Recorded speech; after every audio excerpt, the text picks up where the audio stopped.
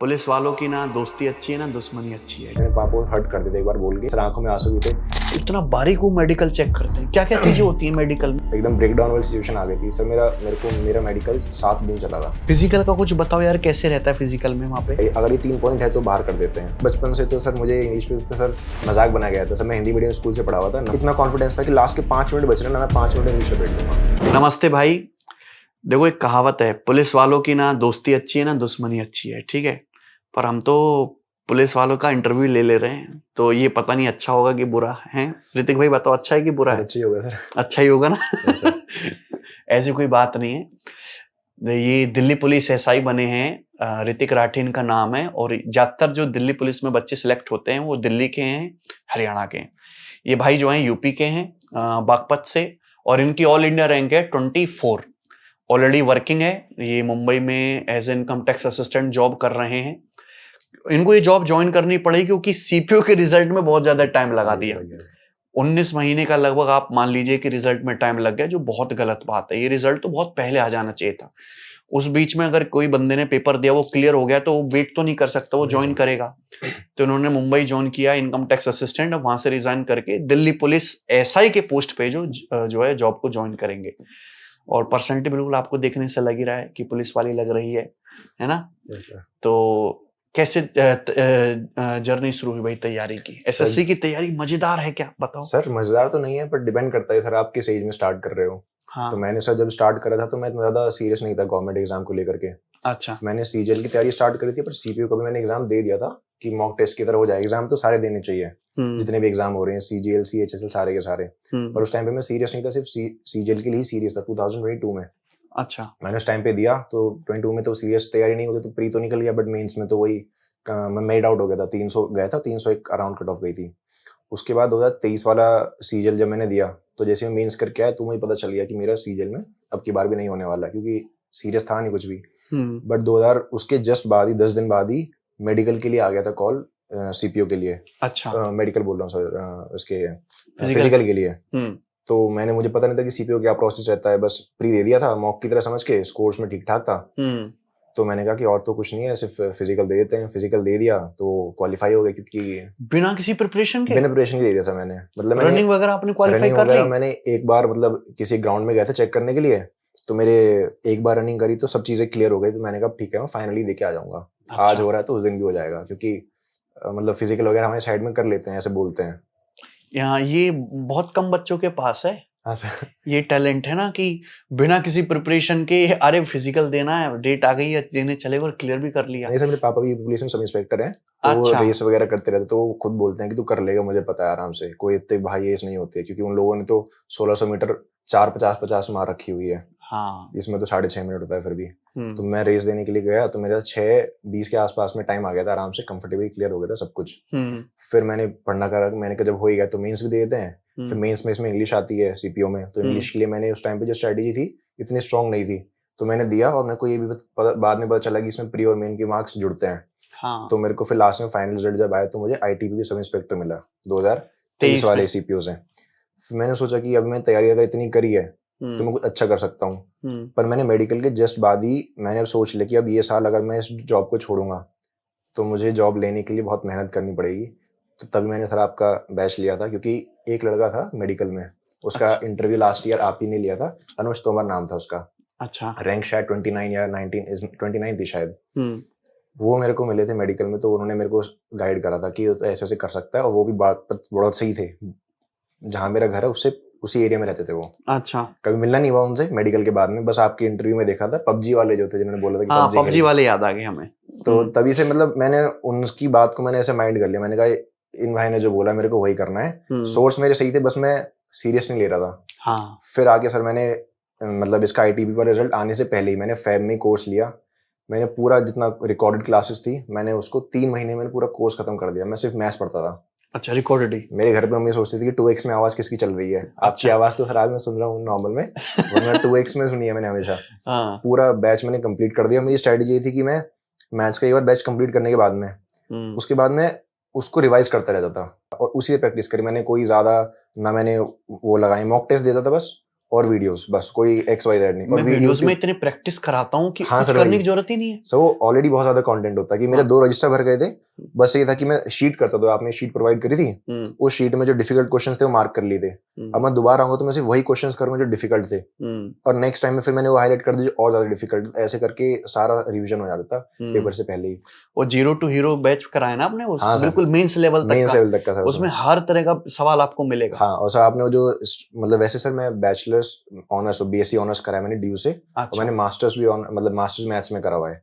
तो मुझे अपने मैथ्स पे बहुत ज्यादा, वैसे कहना नहीं चाहिए, मुझे अपनी मैथ्स बहुत ज्यादा घमंड था, पर जब मैंने सर को देखा सर कैसे सॉल्व कराते हैं तो पहली बार फील हुआ कि मैं लैग करता हूँ। 2023 तक मेरा यही घमंड था कि मैं मैथ्स में बहुत तकड़ा पढ़ता हूँ। मैंने कोचिंग वगैरह भी मतलब 1-2 क्लास देखी थी, तो मुझे लग रहा था कि नहीं यार, मतलब मैं तो नहीं पढ़ पाऊंगा, मुझे कोई ऐसा बंदा चाहिए जो मेरे से ज्यादा जानता हो, ऐसा वाला एक नेगेटिव कॉन्फिडेंस था।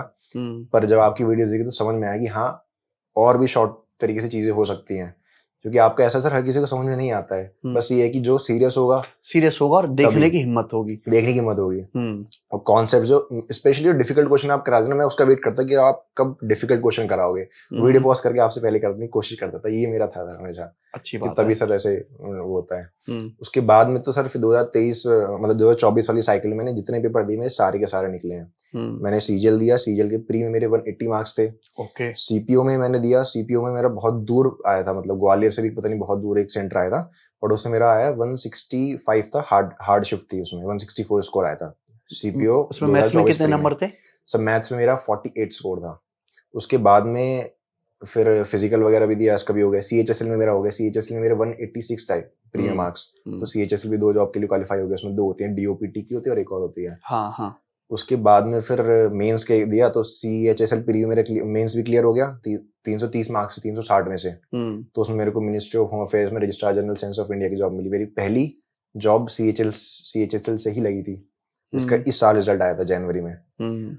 उसके बाद सीजीएल का मेंस दिया, सीजीएल का मेंस में भी सही स्कोर था, पता था कि जॉब मिल जानी है। सीपीओ का मेंस का उसके सबसे लास्ट में हुआ है, इसी साल के मार्च अप्रैल के अराउंड में हुआ है। मैंने वो भी दिया। अमन सर से मैंने इंग्लिश वगैरह करा था। अच्छा, अमन सर से इंग्लिश के लिए मैंने पढ़ा हुआ था, उनकी वीडियोस वगैरह यूट्यूब वगैरह पे। उनकी एक बुक आती एयर प्रो, लाइब्रेरी में रखी हुई थी, मैंने वहां से पढ़ना स्टार्ट करा। क्योंकि इंग्लिश में मेरे को था कि इंग्लिश में मैंने पहली भी अच्छा स्कोर करा था, मेरा 180 अराउंड स्कोर था, 176 अराउंड था 2023 वाले सीपीओ में। तो मेरे को था कि इंग्लिश में मुझे पुश कर लोगे, अपने आप को मतलब पुश करना था, मेरे को लिमिट था कि मेरे को ये रहना है कि सबसे अच्छे स्कोर करने हैं। तो फिर मेरा इंग्लिश में भी 190 स्कोर आया है वेरी गुड अब की बार मेंस में। तो जैसे स्कोर आया तो टोटल एग्रीगेट स्कोर बना मेरा 360। तो मेरे को शॉर्ट था कि सिलेक्शन तो इसमें दिल्ली पुलिस में हो जाएगा, बस थोड़ा लेट हो गया, बात अलग है। बट सर आप ही की वजह से, मैथ्स की वजह से, कि मैथ्स सबसे इंपॉर्टेंट होता है सर। मैंने ये देखा है कि जीके भी अगर प्लस माइनस आ जाए तो भी हो जाता है, कोई सब्जेक्ट प्लस माइनस हो सकता है, बट अगर मैथ्स संभल गया तो सब समझ जाता है। मैथ्स सही तो रीजनिंग में टाइम बच जाता है, बिल्कुल। इंग्लिश में टाइम मिल जाता है आजकल, तो इंग्लिश भी थोड़ा एडीपीटी की वजह से बहुत डिफिकल्ट क्वेश्चन लग गए हैं वो लोग। हाँ, तो अगर मैथ्स ठीक है तो सारे, कोई पैनिक नहीं करता कहीं पर भी, सारे पेपर निकलते हैं, सारे की सारे एग्जाम्स क्लियर होते हैं एकदम आराम से। तो उसमें ये फायदा हो जाता है। तो सारे एग्जाम्स में आपका अच्छा स्कोर आया? सारे एग्जाम्स में अच्छा स्कोर आया सर। तो ये आपके एसएससी की ये आखिरी जॉब है, यही करनी है कि अब कुछ और भी तलाश है? नहीं सर, मैं सेटिस्फाइड हूँ सर इस जॉब से, क्योंकि सर मैं यहीं पे पास के रहने वाला हूँ, दिल्ली NCR का। मेरा घर यहीं से 40 किलोमीटर की डिस्टेंस पड़ता है। हाँ, मैं सेटिस्फाइड हूँ सर, मेरे को होम टाउन ही चाहिए था। सीजीएल से मैं वहाँ परेशान था सर, मेरे को टीए मुंबई मिला हुआ, तो मुंबई दिल्ली वाले जो होते हैं उनके लिए बहुत डिफिकल्ट होता है सर। बिल्कुल, मैं भी मुंबई गया हूँ 2-4 बार घूमने, तो मुझे वो दिल्ली वाली वाइब नहीं आती है सर वहाँ पे। सब कुछ है, बिल्डिंग है ऊंची ऊंची, पर वो वाइब नहीं है सर। वो दिल्ली वाले, मुंबई वाले दिल्ली वालों को ये बोलते हैं कि यार तुम्हारे यहाँ पे क्या ही है। बट दिल्ली की पता है सबसे अच्छी खास बात क्या है? दिल्ली में हर कल्चर का आदमी आ जाए, कहीं से भी आ जाए, किसी भी स्टेट का आ जाए, कोई भी लैंग्वेज बोले, किसी भी टाइप का खाना खाए, किसी भी टाइप के कपड़े पहने, कभी दिल्ली का आदमी कंप्लेंट नहीं करेगा, कभी फोर्स नहीं करेगा, कभी लैंग्वेज के लिए नहीं, किसी के लिए नहीं। हम हर कल्चर को एक्सेप्ट करते हैं और इतना भाईचारा है यहाँ पे। सर हम इंक्लूसिव हैं, हम कोई भी कल्चर का बंदा आता है ना, हम लोग सबको दिखाते हैं, उसको एक्सप्लोर कराते हैं अपनी सिटी की अच्छी अच्छी चीजें, कि तुमने फलानी जगह छोले भटूरे खाए हैं, ये करा है वो करा है। बट वही है कि मेरे को बस ये था कि मैंने डिले कर दिया था सीपीओ मतलब टीए सीजीएल से मैंने ज्वाइन करना डिले कर दिया था। अराउंड मैंने 1.5 महीने डिले करा था कि सीपीओ का रिजल्ट आएगा तो सीपीओ में ज्वाइन करूंगा। और उसके बाद मुझे लेट इतना हो गया तो फिर मुझे लास्ट में ज्वाइन करना पड़ा। बहुत प्रॉब्लम हुआ वहाँ पे ज्वाइन करने में, एडजस्ट करने में। 6 महीने जॉब करते हुए हो गए, फिर फाइनल रिजल्ट आया तो फिर मैंने कहा, फिर सुकून मिला सर कि हाँ चलो ठीक है, अपने घर के पास में आ गए अब तो IDPP SI में आपका सिलेक्शन हुआ था ना? सब हुआ था। Indo Tibetan border police, Nepal और भूटान बॉर्डर पे लगते हैं ना? सब वो घर वालों ने के हिसाब से तो घर वालों ने क्या सपोर्ट करा इस चीज में। उनको दिखा कि मेरी पहली जॉब है फैमिली में, अच्छी जॉब आई है, वो सब इंस्पेक्टर की जॉब है, अच्छी जॉब मानी जाती है, प्लस उसमें अलाउंस भी अच्छा मिलता है। हाँ, वहाँ पे अलाउंस मिलेगा। तो सब लोगों ने मतलब घर पे बोला कि ठीक है अच्छी जॉब बढ़िया ज्वाइन करिए वो। बट मेरे पापा ने मेरे को मोटिवेट करा थोड़ा। पापा ने बोला कि वहाँ जाके पढ़ नहीं पाओगे। हाँ, पापा ने बोला कि अभी तुम्हारा टाइम है, तुम कर सकते हो, मैं तुमको सपोर्ट कर रहा हूँ, तुम यहाँ पे रह के पढ़ो। ये भी एक रिस्क था सर, बहुत, मैं बता रहा हूँ सर, वो लाइफ का ऐसा टाइम था। मैं लाइब्रेरी में जाता था तो सर मैं सोचता था, कंटेम्पलेट करता था। मैं 1 घंटा कंटेम्पलेशन के लिए बना रखा था। मैं बैठता था, मैं सोचता था कि मैं क्या हूँ, क्या छोड़ा है और क्या अचीव करना है। मेरे को वो कंटेम्पलेशन वाला बहुत इंपॉर्टेंट होता है। अगर सर मोटिवेशन नहीं है तो नहीं हो पाता है। कुछ लोग मोटिवेशन के लिए यहाँ जाते हैं वहां जाते हैं। सबसे बेस्ट मोटिवेशन अपने अंदर होती है, अपने पेरेंट्स के लिए होती है कि मैं उनको क्या देना चाहता हूँ, क्या नहीं देना चाहता हूँ। पैसा अगर है तो मैं साथ में हूँ कि नहीं उनके, ये सब चीजें होती है। उसके बाद सर मैं तो फिर लाइब्रेरी में ये था कि मैं सुबह सुबह निकल जाता लाइब्रेरी। अच्छा, 6-7 बजे नहा धो के, और सब मैं सिर्फ सीधे लाइब्रेरी से 11-12 बजे आता था रूम पे सोने के लिए। खाना पीना सब लाइब्रेरी में चलता था, वहीं से खा लिया। रात को 11 बजे? मैं रात को 11 बजे, सीधे रात को 11 बजे मैं फ्लैट पे सिर्फ सोने के लिए आता था। बस मेरा ये रूटीन था सर, फिक्स था सर। उसके बीच में चीजें ऐड ऑन होती गई, जैसे कि फिजिकल के लिए ऐड ऑन हो गया तो ठीक है, सुबह सुबह 6 बजे आना है, रनिंग करनी है, तो ये फिक्स था। बाकी डेली का शेड्यूल ऐसे चल रहेगा। भले शरीर कितना टूटा रहता था, और समझ दोपहर में कभी नींद नहीं आती है तो मेरी कॉन्टिन्यूस पढ़ाई होती थी सुबह से शाम तक। अब भले वो 4 घंटे की नींद, 3 घंटे की नींद। उसके बाद फिर टाइपिंग स्टार्ट करी सर। CHS में टाइपिंग होती है ना, तो टाइपिंग थोड़े उसमें थी, तो मैंने कहा नहीं, रिस्क कहीं नहीं लेना है सर। टाइपिंग की स्पीड मैंने 40 राउंड निकाली थी, उसका भी अलग से शेड्यूल बना लिया था कि 1 घंटे टाइपिंग करनी है, सोना है फिर उसके बाद में। तो सब लोग दोस्त पूछते हैं सर कि तूने कैसे तैयारी करी, लाइब्रेरी में कितने घंटे? मैंने कहा सर घंटे नहीं होते हैं, तुमको अगर पढ़ना है तो दिन भर पढ़ना है। सोना नींद ना मांगे तब तक पढ़ते हैं। मजा आता है टाइम के बाद में, जब दिखता है कि हाँ कैसा कोई क्वेश्चन है। मेरे से मॉक में एक ही स्ट्रेटेजी थी। मेरे को था कि अगर मॉक में कोई एक चीज गलत हो गई एक बार, वो दोबारा गलत हो नहीं सकती। अगर दोबारा गलत हो रही है तो मैं सही से तैयारी कर नहीं रहा हूँ। हाँ, ये सिंपल सा मेरा फंडा था। मैंने वही सब मॉक टेस्ट वगैरह में यही करा। टेस्ट रैंकिंग के मॉक टेस्ट स्पेशली देने मजा आता था, क्योंकि टेस्ट रैंकिंग के मॉक टेस्ट में बाकी सब चीजें नॉर्मल, मैथ्स का लेवल सबसे तगड़ा होता था और मुझे वही पसंद था। मेरे को था कि ऐसे क्वेश्चन आए जो मुझे दिखाए रियलिटी कि मैं अभी भी इतना ज्यादा नहीं कैपेबल हूँ।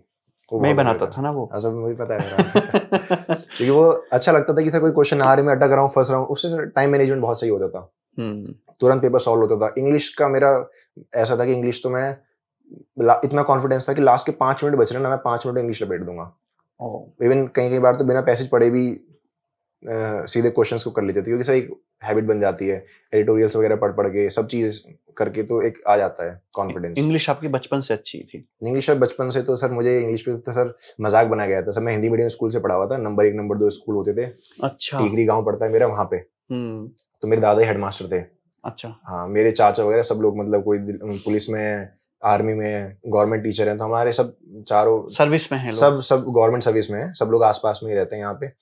तो वहीं पे गांव के स्कूल में नंबर 1 स्कूल था, दादा हेडमास्टर थे, तो वहीं पढ़ाई करी थी। और जब मैं थर्ड क्लास में मैं पापा के साथ रामपुर आ गया था। पापा की यूपी पुलिस सब इंस्पेक्टर में थी, तो वो ट्रांसफर हो जॉब थी। तो जब मैं फर्स्ट टाइम गया था तो DMA स्कूल था सर मेरा, जहाँ से मतलब मैंने मोस्ट ऑफ द टाइम अपना 5th to 10th क्लास मैंने वहीं से करी है। तो जब मैं फर्स्ट डे वहाँ पे गया तो सर मेरा बहुत प्रोनाउंसिएशन को लेके बहुत ज्यादा सर मजाक बना था एक बार, जो कि जरूरी भी था। अगर वो नहीं बनता तो शायद मैं नहीं होता। हाँ। मैंने एक वर्ड को बहुत गलत प्रोनाउंस कर दिया था। उस टाइम से मेरे को ये हो गया था कि मुझे और कुछ होना हो, इंग्लिश पे तो मुझे कमांड लेके आनी है, ऐसा नहीं हो सकती है मैं गलत बोलूं। तो अब मेरा ऐसा रहता है कि मैं किसी के साथ में हूँ, बाहर का बंदा हो, उसके साथ में इंग्लिश में अच्छे से कम्युनिकेट कर सकता हूँ, और अपनी साइड वालों के साथ में हिंदी में भी। ये बहुत अच्छी बात है। ये तो मेरा, और दिल्ली पुलिस SI की तो जॉब है जिसमें डिमांड ही है आपको इंग्लिश आनी चाहिए। आपको बहुत सारा पेपर वर्क भी इंग्लिश में करना है। आपको बहुत सारे डॉक्यूमेंट भी इंग्लिश में रीड करने हैं, उनको आगे प्रोसेस करना है। सो अनोइंगली बहुत अच्छा हो गया। मतलब इंग्लिश मैंने अपनी कमांड्स में नॉवेल्स पढ़नी स्टार्ट कर दी थी। अच्छा। ये बिना किसी एग्जाम के। ये फर्क पड़ता है नॉवेल्स और ये आर्टिकल्स एडिटोरियल पढ़ने से? नॉवेल्स वगैरह अगर पढ़ते हैं तो वर्ड्स का यूज करना आता है, जैसे कि मूवी सीरीज से भी बहुत फर्क पड़ता है। अच्छा। जैसे एक वर्ड है ब्लैक बुक में या फिर जो भी सोर्सेज होते हैं इंग्लिश में, काफी सारा एक वर्ड आता है, जैसे किसी का हम शक्ल का होता है, डॉपलगैंगर एक वर्ड होता है।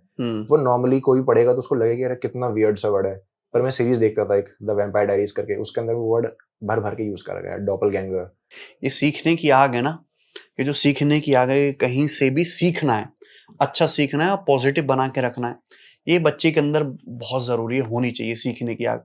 बच्चे पढ़ाई को जो बोझ की तरह लेके समझते हैं कि पढ़ाई एक बोझ है, मुझे कैसे घंटे कंप्लीट करने हैं और मजा नहीं करना है, पढ़ाई को एंजॉय नहीं करना है, उनका कभी कुछ नहीं होता। मैंने सर स्टार्टिंग में जो बोल रहा हूँ आपसे कि लाइब्रेरी में जाता था, वो शाम को आता था, तो वो एक तो डू एंड डाई वाली पढ़ाई थी। बट वो पढ़ाई मैंने स्टार्ट ऐसे करी थी कि आग में, पर फिर मुझे टाइम बाद रियलाइज हो गया कि आग के साथ में एक माइंड का भी बहुत कॉन्शियस होना बहुत जरूरी है। अगर मैं प्रेशर में पढ़ाई करूंगा कि नहीं मतलब मैं पढ़ रहा हूँ कि मेरे पास कुछ भी नहीं है, ये नहीं है, वो नहीं है, तो ऐसे सोच के सिलेक्शन नहीं होता है। मैं सोचूंगा कि मैं कितना नेगेटिव थॉट के साथ नहीं, नेगेटिव थॉट के साथ नहीं। मेरा सर एक ही रूल था, मतलब मेरा भाई भी साथ में वो तैयारी कर रहा है तो उसको भी इंस्पिरेशन मिलती है इस चीज में। उसको एक चीज बोलता हूँ, मैंने कहा एग्जाम दे, अगले दिन से पढ़ना स्टार्ट बैठ जाए दूसरे एग्जाम के लिए। कभी भी ये मैं सोची कि एक एग्जाम दे दिया उसमें इतने मार्क्स बने, सब मैं कभी देखता ही नहीं था। मैंने आंसर की तक देखनी छोड़ रखी थी। मेरा था कि एग्जाम दिया है, दे दिया, ठीक है, अब नेक्स्ट डे से उसका प्री मेंस के लिए पढ़ना स्टार्ट था। वो मेरा कॉन्फिडेंस डेवलप हो गया था कि हाँ मेरा प्री हो जाएगा, मुझे मेंस के लिए बस पढ़ना है। तो आंसर की आती थी, मैं चेक करने के लिए भी थोड़ा अवॉइड करता था कि हाँ ठीक है कर लेंगे चेक वगैरह। फिर स्कोर आता था उसमें जितना सोचता था उस सेफ्टी ब्लैंकेट से ज्यादा ही स्कोर आता था कि 160 170 अच्छे खासे मार्क्स से क्लियर होता है। एंटरटेनमेंट के लिए क्या करते थे सर? वही मूवीज सीरीज और सर इवनिंग वॉक मेरे को अच्छा लगता था। कभी भी पढ़ रहे हो ज्यादा, कुछ भी टेंशन वगैरह हो रही है, आराम से बाहर गए लाइब्रेरी से चाय वगैरह पिया और सर इधर हडसन लेन में घूमते रहे, और ये रहता था। तो जब आपको पता चला कि दिल्ली पुलिस एसआई में बन चुका हूँ, तो सबसे पहले आपने किसको बताया? अपने पिताजी को? सर एक फ्रेंड का कॉल आया, वो एएसओ है अभी, इस 2024 से ही तैयारी कर रहा था साथ में। तो उसने बोला कि रिजल्ट देख भाई तेरा सिलेक्शन हो गया। मैंने कहा मुझे सिलेक्शन से मतलब नहीं है, दिल्ली पुलिस में लाए तो मैं ज्वाइन करूंगा वरना नहीं। मैं रिजल्ट चेक करा सर, मेरा दिल्ली पुलिस में सिलेक्शन हो गया था, रैंक 24 थी। खुशी तो हुई? खुशी आई, पर वो अलग रहता है सर, वो फील जो आता है ना। फर्स्ट टाइम लोग बोलते हैं कि मैं जब खुश हो जाऊंगा, मेरा सिलेक्शन हो जाएगा तो मैं इतना खुश हो जाऊंगा, इसकी हद नहीं है। पर एट दैट पर्टिकुलर मोमेंट तो जीरो आवर मोमेंट होता है सर, वो बिल्कुल इंसान ब्लैंक हो जाता है, बिल्कुल खुशी दुख लगता ही नहीं है। फिर लगता है कि ठीक है, एक मोमेंट लगता है कि जो कर रहा है चलो उसका रिजल्ट मिला है। बट एक से बहुत एकदम से एक्सप्लोडिंग वाली खुशी तो सर उसके कुछ टाइम बाद जब सब लोग समझते हैं, अपनी खुशी जब बांटते हैं। पापा कुछ टाइम से बोल रहे थे कि पापा यूपी सब इंस्पेक्टर हैं, हमेशा मेरी फैमिली ऐसे रही है कि पापा बरेली में रहे, मम्मी घर पे रही है, मैं दिल्ली में रहूं। और फिर से जॉब लगने के बाद भी ऐसा हुआ कि तीनों लोग अलग अलग, ऐसे ट्रायंगल बना रहता था हम लोगों का। मम्मी अलग रह रही थी, पापा कुछ टाइम से ऐसे बोल रहे थे घर पे रिजाइन वगैरह लेने के लिए जॉब से, रिटायरमेंट के लिए एज से पहले ही, ताकि फैमिली टाइम मिल जाए। तो मेरे को ये थॉट आता था, हर किसी को रहता है कि अभी पापा अभी तो मेरा फ्यूचर भी सेट नहीं है, कुछ भी नहीं है इस टाइप से। तो मुझे ऐसा लगा कि मैंने पापा को हर्ट कर दिया था एक बार बोल के। उससे 4 दिन पहले पापा आए थे, दिवाली से पहले ही। और पहले ही चले गए थे, क्योंकि पुलिस में ये होता है, मतलब वे पुलिस में पहले आके पहले चले जाते हैं। फिर जिस दिन रिजल्ट आया, जैसे मैं मम्मी पापा से बात कर रही थी अननोइंगली, मैं नीचे आया, मैंने कहा मम्मी अब बोल दो पापा से, जो उनकी मर्जी है, जो वो करना चाहते हैं वो कर ले, उनका मन है वो छोड़नी है वो छोड़ दो, उनका मन है करनी है कर ले, उनका जो मन है। मैंने कहा वो अब बाउंड नहीं है किसी भी चीज के लिए, क्योंकि ऐसा रहता है हर कोई रिस्पॉन्सिबिलिटी में छोड़ देता है, ये रिस्पॉन्सिबिलिटी में करता है। पापी रिस्पॉन्सिबिलिटी थी, इसलिए वो अपनी मतलब फैमिली से दूर रह रहे थे, अकेले कमाने वाले थे। अकेले कमाने वाले। और मेरी कोई हक नहीं बनती कि मैं अपने पापा को बोलूं कि पापा आप ना छोड़ो। मैंने बोला आपका डिसीजन है, अब आपको छोड़नी है आप छोड़ो, करनी है करो। बहुत बड़ी बात है यार।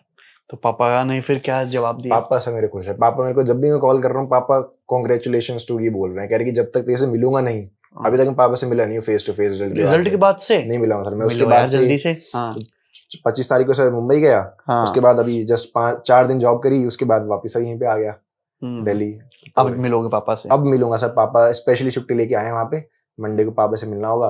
पापा बोल रहे जब तक तू नहीं मिलेगा तब तक मैं तेरे को कॉल उठा के कांग्रेचुलेशन ही करने वाला हूँ। बोला मेरे लिए तो भी वही दिन स्टक है, दिवाली वाला दिन ही। अब दिवाली दोबारा कंप्लीट होगी जब उनसे मिलना होगा तो। अच्छा, पापा यूपी पुलिस में, बेटा दिल्ली पुलिस में, दोनों सब इंस्पेक्टर। तो पापा का कांग्रेचुलेशन करने का तरीका भी अलग ही है ना? तो उन्होंने क्या बोला कि यूपी एसआई की और दिल्ली पुलिस एसआई की जॉब में क्या फर्क लगता है आपको? सर सबसे बेस्ट तो हमारे लिए है कि सर घर के पास में है, क्योंकि यूपी पुलिस सब इंस्पेक्टर में क्या रहता है कि ऑल ओवर स्टेट कहीं भी पोस्टिंग बदलती रहती है, और उसमें एक बॉर्डर स्कीम रहती है। यानी कि अगर जहाँ पे जो तुम्हारा बॉर्डर लगता है, जैसे कि मेरा टाउन टिकरी पड़ता है, डिस्ट्रिक्ट बागपत लगता है, तो उसके बॉर्डरिंग डिस्ट्रिक्ट में पोस्टिंग ही नहीं हो सकती है। हाँ, तो ये मैं भी ऐसे, है। हाँ, तो मैं स्टार्टिंग में पहले 10 साल रामपुर में रहा हूँ, उसके बाद मैं 4-5 साल बदायूं में रहा हूँ, उसके बाद फिर बरेली में, अभी पापा की करंटली बरेली एयरपोर्ट पे पोस्टिंग है, फिर बरेली में रहा हूँ मैं 2 साल। तो हम लोग तो ऐसे घूमते रहते हैं। इस जॉब से पापा को पहले था कि बेल्ट में नहीं जाना, बेल्ट में नहीं जाना, क्योंकि उनको, उनके लिए बेल्ट का मतलब था यूपी पुलिस सब इंस्पेक्टर या फिर ITBP ये सब। पर दिल्ली पुलिस के लिए तो सर वो हैप्पी हैं, खुश हैं हर वो। उनको लगता है कि बेटी की पर्सनैलिटी भी सूट करता है, बिल्कुल। हाँ। और घर के पास में भी है, और सर होता है सर, एक अंदर से फील होती है हर किसी को। राजधानी में दिल्ली पुलिस ऐसा राजधानी ही। और यहाँ पे उस तरह का वर्क कल्चर भी थोड़ा सा अलग है, डिफरेंट है सर यूपीएसआई से ना। हाँ। उतना वर्कलोड भी नहीं है, और वो जो टेक्नोलॉजी में एडवांसमेंट आपको मिलता है, जो सुविधाएं मिलती हैं, हाँ सर, वो भी है। और यहाँ पे स्टाफ भी बहुत ज्यादा है दिल्ली पुलिस में, पुलिस ऑफिशियल्स में। यूपी में हमेशा कटौती रहती है, तो ओवरलोड रहता है, वर्कलोड काफी ज्यादा रहता है। चलो यार, बहुत अच्छा। तो अब आप फाइनली खुश, मम्मी भी खुश, और यस सर, सब लोग, सब फ्रेंड्स वगैरह सब लोग खुश हैं सर उसमें, क्योंकि फ्रेंड्स का भी सब बहुत ज्यादा सपोर्ट था। क्योंकि फ्रेंड्स लोग ही होते हैं जिनसे देख के मोटिवेशन मिलती है। बट मेरा हमेशा ये था कि कभी किसी से मार्क्स मैंने कंपेयर नहीं करे सर, ना ही मेरे को डिमोटिवेट। क्योंकि मैं जब AI-29 से मिला था, वही अनुज तोमर से, तो मुझे उससे, लोगों को होता है आसपास में मेडिकल में मार्क्स सुनते हैं तो एक दूसरे को वैसा फील होता है कि अरे इसके ज्यादा आ गए। मेरे को देखी थी कि इसके जितने मेरे उतने क्यों नहीं है, बस मेरे को वो गैप रिड्यूस करना था। पॉजिटिवली मैंने गैप रिड्यूस करा और मुझे रिजल्ट मिला। जबकि सर मेरा वैसे मेडिकल में मैं बहुत ज्यादा परेशान हो गया था, मतलब एकदम ब्रेकडाउन वाली सिचुएशन आ गई थी सर। मेरा मेडिकल 7 दिन चला था, सीपीयू वाला, सीपीयू का मेडिकल। वो तो एक दिन में हो जाता है। नहीं सर, वो 7 दिन मेरा सर अजमेर में था, मेरे को रीमेडिकल दे दिया था। अच्छा। कोई स्ट्रॉन्ग पॉइंट नहीं था उनके पास में। तो रीमेडिकल के लिए मेरे को पहले गवर्नमेंट हॉस्पिटल में, फिर प्राइवेट हॉस्पिटल में, कुछ हॉस्पिटल रिकमेंड करते हैं वो, पहले गवर्नमेंट दिया था, उसके बाद में उनको भी रिजल्ट नहीं मिला, इनकॉन्क्लूसिव था। उसके बाद में उन्होंने एक प्राइवेट हॉस्पिटल में भेजा, वहां पे जाके उनकी रिपोर्ट वगैरह आई, तो उन्होंने 6th डे जा करके एक कमेटी जो थी, RME बोर्ड जो होता है, मेडिकल बोर्ड, उन्होंने जाके फिर ये डिक्लेयर करा था कि हाँ कैंडिडेट इज फिट। किस वजह से कर रहे थे सर? चेस्ट में उनको कुछ एक्सरे में कुछ दिख रहा था। अच्छा। उसकी वजह से प्रॉब्लम कुछ भी नहीं थी, सब चीजें रेस्पिरेशन वगैरह सब चीजें मतलब काम कर रही थी, बस कुछ स्पॉट था जो दिख रहा था एक्सरे में।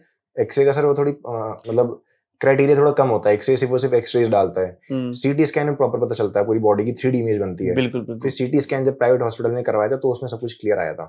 कई बार बोन में कैल्सिफिकेशन हो जाता है, बिल्कुल। हाँ, वो एक्स्ट्रा तो नॉर्मल सी बात कैल्सिफिकेशन। है। हाँ। तो वो उसकी वजह से बस इशू बन गया था। बट वहां से सर मेरे को ऐसा हो गया था, हर एक दिन, क्योंकि डर लगता होगा यार, मैं वो छुट्टी लेके आ रखा था सर, हाँ। फिक्स छुट्टी लेके आ रखा था।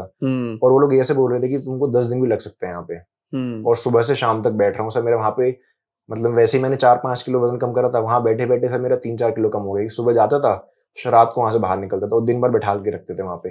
तो मैंने सब प्रोटेस्ट करा वहां पे। पहले तो मैं ब्रेकडाउन ऑफ में जाके बोला, मैंने कहा मुझे नहीं, मेरे रिजल्ट कल ही डिक्लेयर करो, अब चाहे फिट हो या अनफिट हो, मैं एक्सेप्ट कर लूंगा अपनी फेट जैसे भी होने वाली है। क्योंकि मार्क्स ज्यादा थे इसलिए मैं सर रुका हुआ था वहां पे। जबकि घर वाले, गाँव वाले बोल रहे थे कि नहीं, चाहे 10 दिन लगे चाहे 15 दिन करके आओ। क्योंकि हर रोज सुबह, हर रोज शाम को मुझे ऐसा फील होता था कि नहीं यार, मैं क्विट कर रहा हूँ, मेरे से नहीं हो पाएगा, यहाँ पे रह नहीं पाऊंगा मैं। क्योंकि सुबह से शाम से सिर्फ बिठा रहे थे और सब कुछ होता दिन नहीं था वहां पे। तो फाइनली 7वें दिन उन्होंने अपने आप, 7वें दिन RME बोर्ड ने जब फिर डिक्लेयर करा तो सर तब जाके जान में जाना, इस आंखों में आंसू भी थे। मैंने कहा ठीक है, मतलब एक होता ना कि मेरे को लग रहा था कि शायद DPSI कहीं ना कहीं है, इसलिए इतना टाइम लगा रही है आने में। ऐसा फील आ जाता है सर कभी कभी। इस तरह की चीजें हो जाती है ना।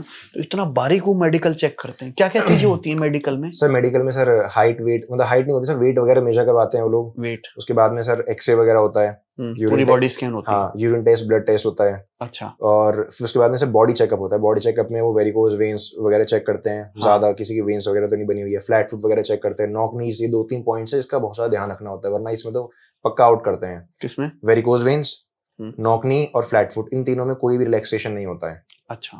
आईज में भी मतलब रहता है कि अगर तुमने पढ़ा नहीं है तो रीमेडिकल मिल जाता है उसमें, अगर आई साइड थोड़ी वीक है।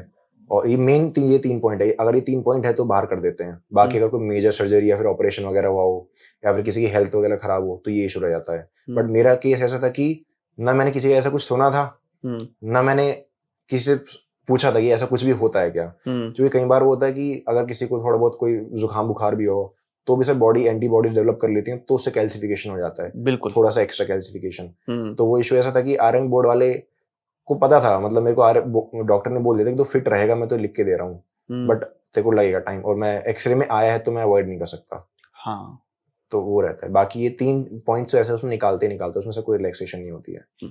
फिजिकल का कुछ बताओ यार, कैसे रहता है फिजिकल में वहाँ पे? सर फिजिकल में सर 1600 मीटर रहती है सर 6.5 मिनट में। हाँ। उसके बाद सर शॉर्ट रेस रहती है, 100 मीटर की रहती है वो, उसमें 18 सेकंड के अराउंड टाइम मिलता है। हाँ। सर मेरे को टाइम से एग्जैक्ट याद नहीं है, क्योंकि सर मैं कंफर्टेबली क्लियर कर रहा हूँ, तो मैं देखते हैं टाइम कितना आ रहा है कितना नहीं। हाँ, फिर लॉन्ग जंप, हाई जंप और लास्ट में शॉर्ट पुट होता है। सबसे ज्यादा इंपॉर्टेंट सर 1600 मीटर वाली रेस होती है। सबसे पहले वही कराते हैं सर। सुबह बुला लेंगे, उसके बाद में वो रेस होनी है। उस रेस के जस्ट बाद ही सारी चीजें एक साथ होती चली जाती है, same day. Even time gap बहुत कम होता है उसमें। तो जब मैंने फर्स्ट वाली रेस तो मैंने ऐसे कर दी सर, रॉ था मैं, तो मैंने मार दी थी कि हाँ जोश में, मतलब पैर वगैरह क्रैक हो रहे थे, मैं वाइडेक्स लगा रहा था, बॉडी को थोड़ा सा कंडीशन कर रहा था। बट अब की बार जब मैंने करा, तब क्या मैंने प्रॉपर, मैंने 2-3 महीने पहले हल्की हल्की सी रेस वगैरह भी करी थी, रनिंग वगैरह भी करी थी। हाँ। तो मैं चला गया था रेस करने के लिए, इतना कंफर्टेबल सर अब की बार हुआ, आराम से मुझे दिख रहा है मैं 6 डाउन में मार सकता हूँ। पर मैंने रिलैक्स करा कि 6 वाला भी सेम ही जगह पे जाना है, 6:30 वाला भी सेम जगह पे जाना है। हाँ। मैंने अपना पेस रिड्यूस करके मैंने आराम से 6:4, 6:5 के अंदर में रेस फिनिश करी।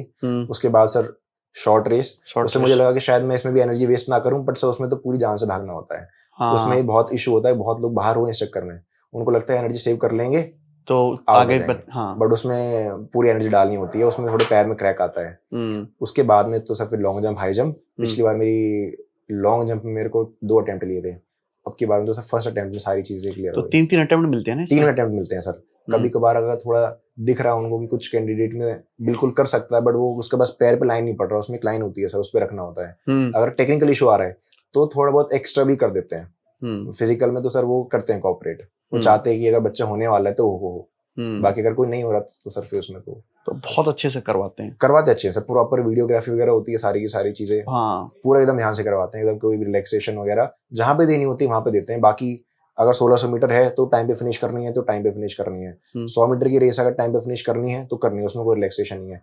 लॉन्ग जंप, हाई जंप ऐसी चीजें आती है जिसमें थोड़ा बहुत कर देते हैं, डिपेंड करते हैं centre to centre, staff to staff, even person to person. अगर पर्सन करने वाला है, दिख रहा है फिजिक सही है, बस कॉन्फिडेंस नहीं है, या शायद वो डर गया किसी वजह से। मेरे साथ खुद ऐसी हुआ था सर, जब मैंने 23 वाला दिया था, मैंने पहली बार जंप लिया, मेरा पैर पड़ गया उस पर, मेरे को आउट कर दिया। मैंने दोबारा लिया, मेरे को आउट कर दिया। हाँ, मैं 2 बार आउट हुआ था। लास्ट अटेम्प्ट थी, तो मेरे को वहाँ पे एक सब इंस्पेक्टर था, उसने बोला कि अरे क्या बात होगी, तो लंबा चौड़ा तगड़ा छोरा, कहाँ मैंने कहा सर यूपी वेस्ट का। तो बोला कि यार तो तेरे यहाँ के तो वैसे ही कार कूद जाया करें यार। मैंने कहा ठीक है सर, मैं कूद रहा हूँ। बोला बिना जूते के कूद। तो सर मैंने शूज निकाले, और सर शूज निकालने मुझे प्लस पॉइंट लगता है, शूज के बिना ही नंगे पैर ही जंप लेनी चाहिए लॉन्ग जंप और हाई जंप में। अच्छा, कनेक्टेड टू अर्थ फील होता है, और प्लस पता चलता है पैर को कहाँ रख रहे हो, क्योंकि शूज में सर कुशन वगैरह काफी आता है बीच में। हाँ। कॉन्टेक्ट ज्यादा हो जाता है, कहीं बार स्लिप होने का डर भी रहता है, और उसमें अपना स्टेप नहीं पता होता। नंगे पैर सब बचपन से नंगे पैर ही भागते हैं मोस्टली लोग, तो पता होता है क्या आइडिया रहता है। नंगे पैर में हमारा सर वही क्लियर हो गया था एक ही बार में। उसके बाद मैंने इस वाले में भी नंगे पैर दिया उसमें। बहुत बढ़िया भाई, बहुत बढ़िया। तो आपने देखा है कि इसी बहुत अच्छे स्कोर वाले बच्चे को फिजिकल में बाहर होते हुए? हाँ सर, मतलब मेरे देखे हैं सर, मेरे फ्रेंड्स वगैरह भी थे, अच्छे स्कोर है, पर काफी सही स्कोर। मतलब पता है कि डीपी नहीं तो फिर CISF तो पक्का मिलेगी, बिल्कुल। बट सर वही रिलैक्सेशन करने की वजह से बाहर हो जाते हैं। वो तो सर मतलब ऐसी है कि उसमें इंसान कुछ नहीं कर सकता। अगर वो मतलब 1600 मीटर वाली रेस में बाहर होगा, या फिर 100 मीटर वाली रेस में बाहर हो गए, तो सर कोई दूसरी अटेम्प्ट भी नहीं होती है, उसमें तो सर देना होता है। तो एक अटेम्प्ट में क्लियर करना, एक अटेम्प्ट में सर बुरा भी लगता है कि अगर कोई साथ का दोस्त वगैरह हो जो इस तरीके से आउट हुआ हो, बट सर वही होता है कि फिर अल्टीमेटली ये रहता है कि अपना नेक्स्ट टाइम दोबारा देंगे, वो गलती नहीं होनी चाहिए। क्योंकि इन चीजों में इंसान बाहर हो तो ज्यादा दुख होता है। अब किसी की मान लो अच्छे मार्क्स है 350 360 की रेंज में है, वो अगर फिजिकली आउट हो जाए तो सर बुरा लगता है ये, पर ये ऐसी चीज है जो होनी चाहिए। बढ़िया। तो जो बच्चे अभी सीपीयू की तैयारी करना चाहते हैं, क्योंकि सीपीयू की जो तैयारी करने वाले बच्चे हैं वो बहुत थोड़े हैं। हाँ सर। इसके फॉर्म ऐसे नहीं कि रेलवे की तरह 50 लाख चले जाएंगे, 5-6 लाख मैक्सिमम इसके फॉर्म रहते हैं, अगर 5-6 हजार वैकेंसी आती है तो क्या सजेशन देना चाहोगे भाई? इस तरीके से तैयारी करो कि इनको फिजिकल भी साथ साथ करना है। हर बच्चा आपकी तरह फिजिकली फिट नहीं है कि जाके पहले दिन में रेस कंप्लीट कर दे। नहीं सर, मैं वो रिकमेंड भी नहीं करूंगा। वो इसलिए था क्योंकि कॉन्फिडेंस था, मुझे लगा शायद कर लूंगा, बॉडी को एक्सट्रीम पे मैंने भेजा तो हो गया था। बाकी अगर वैसे बोलूं, जो मैंने 2024 में तैयारी करी थी, एक होलिस्टिक तैयारी थी वो, उसके हिसाब से तो मेरी एडवाइस सिर्फ एक सिंपल सी है कि मॉक टेस्ट देते रहो। मॉक टेस्ट में जो प्रॉब्लम आए, जो ऐसा दिख रहा हो कि जो नहीं होने वाला है, उसको नोट कर लो। वो दूसरे मॉक में होनी नहीं चाहिए। अगर हो रही है तो इसका मतलब समझ जाओ कि तुम कहीं ना कहीं लैग कर रहे हो। मैथ से फोकस बनाओ। मैं तो गगन सर से पढ़ी है, तो मैं तो उसी के लिए बोलूंगा कि मुझे वही सबसे सूटेबल चीज लगी है। चाहे और कुछ करो भी मत, कुछ करने की जरूरत भी नहीं है, सिर्फ वीडियोस को लूप पे देखो। लूप पे देखने से जो मैं शीट्स देता हूँ वो बना लो, बस शीट्स वीडियो में देखते रहो, उसमें शीट्स में भी उन क्वेश्चन को हटा दो जो दिख रहा है कि हो जा रहा है एक बार में। सिर्फ वो क्वेश्चन लगाओ जो डिफिकल्ट है, जो दिख रहा है कि हाँ चैलेंजिंग क्वेश्चन होते हैं, जो मिसलिनियस क्वेश्चन होते हैं, जैसे 2 वाली रेस वाला होता है कि ए से बी ने कितने मिनट से हरा दिया, बी ने सी को उतने से।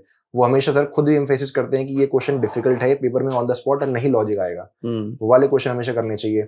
एक टिप है, मतलब मुझे तो लगता है कि बेस्ट चीज है, हमेशा जो जितना बताएगा उसे थोड़ा सा एक्स्ट्रा करना चाहिए। जैसे कि रेशियो होता है कंपाउंडिंग में 2:1:3:3:1, मोस्टली लोगों को सिर्फ इतना याद रहता है, बट 4:6:4:1 5:10:10:5:1 ये बहुत रेयरली ही किसी को याद रहता है, बताते भी नहीं है। पर 1-2% मॉक में आता है, वो क्वेश्चन हम लोग सॉल्व करते हैं तो कॉन्फिडेंस बूस्टअप होता है। प्लस ट्रिपलेट्स वगैरह हो गए, ट्रिपलेट्स मिसलिनियस वाले, नॉर्मल वाले सबको पता है 3 4 5 7 5 12, बट उसमें डिफिकल्ट वाले हैं वो हमेशा याद रहने चाहिए सर, वरना उससे बहुत आसानी से क्वेश्चन बन जाते हैं। तो मैथ्स और ये सब कुछ बच्चे को खुद करने की जरूरत नहीं, सारा हम करवाते हैं सर, आप सब करवाते हैं। और प्लस मैं तो सर रजिस्टर पे स्टार्टिंग में लिख के रखता हूँ, मेरा जो कॉपी है मैंने उसमें पूरा भर रखा हुआ है, उसको सिर्फ मैं समझ सकता हूँ मैंने कहाँ पे क्या क्या चीजें लिख रखी हैं। अच्छा, प्रॉपर कौन से एक पर्टिकुलर मल्टीप्लिकेशन से आप हमेशा एलसीएम लेते टाइम में हमेशा एक ही चीज में आपसे अपने आप को पीछे मानता था, जैसे टाइम एंड वर्क में रेशियो आ रखे हैं, मतलब आ रखे हैं 4 5 10 दिन, आप 1 सेकंड में उनका एलसीएम ले लेते थे, मैं उसको कैलकुलेट करता था, आप डायरेक्ट निकाल देते थे। तो मुझे ये था कि मेरे को ये ट्रिक लेके आनी है अपने अंदर में तो मैंने वो रेशियो ही लिखना स्टार्ट कर दिया कि जो नंबर हमेशा फ्रीक्वेंटली रिपीट कर रहे हैं उनको लिखना स्टार्ट कर दिया। तो वहीं से सर वो डेवलप होता चला गया, अब समझ आ जाता है कि हाँ ये वो प्रैक्टिस से डेवलप होते ऐसे हेरोन्स फॉर्मूला आप ऐसे 1 सेकंड में लगा देते हैं, मेरे को टाइम लगता था, अब मैंने भी सर सीधे स्क्वायर रूट बनाया और दिमाग में कैलकुलेट करना। और ये भी एक बहुत प्लस चीज है सर, कैलकुलेशन को ब्रेक करने वाला ये मेथड मेरे को सबसे मोस्ट इंस्पायरिंग चीज है। मैं कोई फर्जी ट्रिक नहीं बताता कभी कैलकुलेशन की, देखा कि मैं बैच में बेवजह की ट्रिक बता रहा हूँ सर। मुझे इवन आप जो ट्रिक बताते ना, मुझे उससे बेस्ट लगता था कि आप जो ट्रिक के पीछे लॉजिक बताते थे, क्योंकि मैथ्स बैकग्राउंड से तो मुझे ये था कि पहले ट्रिक का बैकग्राउंड आना चाहिए तो ही जाकर मैं ट्रिक एक्सेप्ट करूंगा। बेस्ट चीज है कैलकुलेशन को ब्रेक करने वाला, कैलकुलेशन सीपीए में बहुत ज्यादा हेल्पफुल होने वाली है। बिल्कुल, कभी भी नंबर को मल्टीप्लाई वगैरह करो, ब्रेक मेथड से ट्राई करो कि पहले 30 into 25 है तो पहले 30 से फिर 5 से और फिर उसको जाकर के लिख दो, एक अप्रॉक्स निकल जाता है, अप्रॉक्स से बहुत फायदा होता है, सारे क्वेश्चन सॉल्व हो जाते हैं। तो ये टिप्स है, टिक्स है। बाकी उसके बाद में फिजिकल के टाइम पे तो ये कि जब प्री हो जाए तब तक तो कुछ मत करो, प्री के जस्ट बाद ऑल्टरनेट डेज पर रनिंग स्टार्ट कर दो, एक नॉर्मल बॉडी वार्म अप कर दोगे, बॉडी कंडीशन हो जाएगी उसके हिसाब से, तो तब जाके फिजिकल आराम से हो जाएगा। फिजिकल में टाइम मिलता है सर आराम से कम 1-1.5 महीने तो मिलता है। और मेरा ये मानना है कि सीपीयू का फिजिकल को इतना डिफिकल्ट नहीं है, अगर कोई इंसान 1 महीना भी आराम से कर रहा है, सिर्फ और सिर्फ सुबह के टाइम, नॉट सुबह शाम, सिर्फ एक ही टाइम पे करके वो आराम से क्लियर कर लेगा। पर साथ साथ में इंग्लिश भी कंटिन्यू करनी है जब प्री हो जाए तो, क्योंकि इंग्लिश पे ब्रेक नहीं देना है। लोग सोचते हैं कि फिजिकल की बात करेंगे उसमें टाइम नहीं बचता है, तभी से इंग्लिश स्टार्ट कर दो। मेंस लेवल की इंग्लिश का तो सर सीडीएस के मॉक लगाए, उसके बाद में जितने भी मतलब जहां से जितने थे सोर्स सारे के सारे मॉक लगाए, उसके बाद पिछले 5 साल का इंग्लिश का सारा कंटेंट कंज्यूम जब कर लिया, जब इंग्लिश में पूरी इतनी पकड़ आ गई कि हाँ कहीं से भी कोई चीज आ रही थी उसका word, sir even Shashi Tharoor sir का हैंडल होता था, ट्विटर हैंडल, मैं वो पढ़ता था और कमाल की बात सर, मुझे ऐसा मैं क्या था सर फ्लेवर गास्टेड होता था पढ़ के कि मेरे को एक भी वर्ड ऐसा नहीं है जो मेरी डिक्शनरी से बाहर आता हो, रेयरली 1-2% को छोड़ के। वो इतनी एक टाइम पे इतनी स्ट्रॉन्ग इंग्लिश हो गई थी बढ़िया सीबीओ के लिए। तो सर वो इंग्लिश बहुत ज्यादा इंपॉर्टेंट है। अगर मतलब मैं अपने बता रहा हूँ, मेरा प्री में 168 मार्क्स था, मतलब 164 आया था, नॉर्मलाइज होके 169 हो गया था, पर मेरा मेंस में टारगेट 200 में से 200 का था, जो कि एक हाइपोथेटिकल टारगेट होता है, पर मेरे हिसाब से लेके वही चलना चाहिए। मैंने 200 में से 200 टारगेट करे थे, मॉक में भी सर मेरे 195 196 यहाँ तक भी स्कोर गया है, ऐसा नहीं है कि मतलब मैं ऐसे बोल रहा हूँ, एक्चुअल में गया, तो मुझे लगा अचीवेबल टारगेट है, तो जाकर के सर मेरा 191.25 स्कोर आया। अगर मेंस में वो स्कोर कर लिया तो सर डीपीएसआई अगर प्री में मार्क्स कम भी है तो भी हो जाएगा। बिल्कुल, चलो बहुत बहुत बढ़िया भाई, कांग्रेचुलेशन आपको। Thank you sir. अच्छे से आपको जॉब करनी है। अब आपके पिताजी ने इतनी अच्छी सर्विस दी है यूपी में, यूपीएसआई, आपको भी उनका नाम रोशन करना है और हमारी वेल विशेस आपके साथ है। कांग्रेचुलेशन।